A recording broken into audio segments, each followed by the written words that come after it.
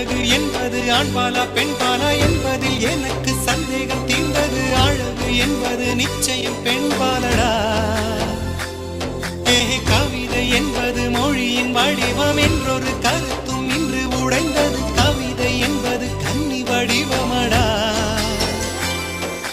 மின்னலை பிடித்து மேகத்தில் துடைத்து பெண் என்று படைத்து வீதியில் விட்டு விட்டார்.